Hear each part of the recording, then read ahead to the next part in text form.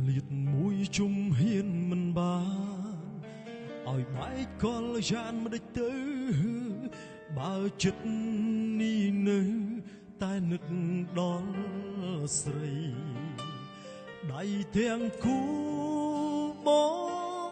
អោពិសីមិនដេចពេលនេះថ្លៃអោបអ្នកថ្មីមកជុំនោះបងអូនថាមិនចេញខូចចិត្តអូនថាមិនចេញសោកសៅចុងមិនដេចពេលនេះអីលើអូនហូរទឹកភ្នែកអត់ចេញជុំទៅ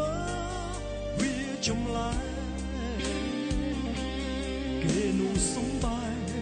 ទើបអូនស្រែករត់រកបងជួយ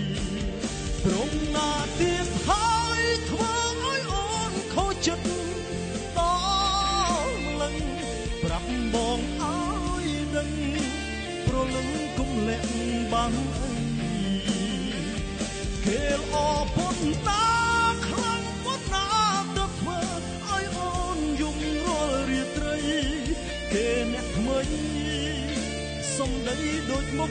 កាបាត់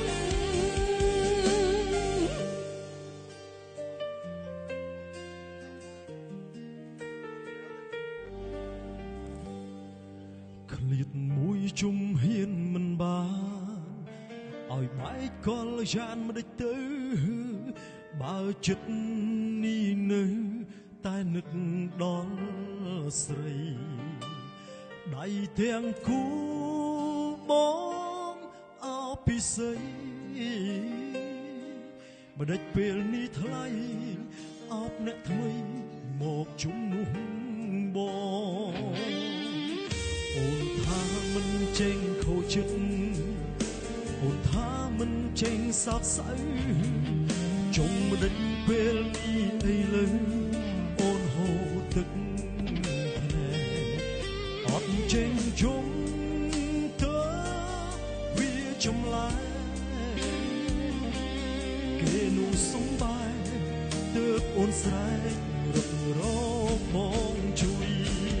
ព្រមណាទៀតហើយធ្វើឲ្យអូនខូចចិត្តដល់លឹងប្រាប់បងឲ្យដឹង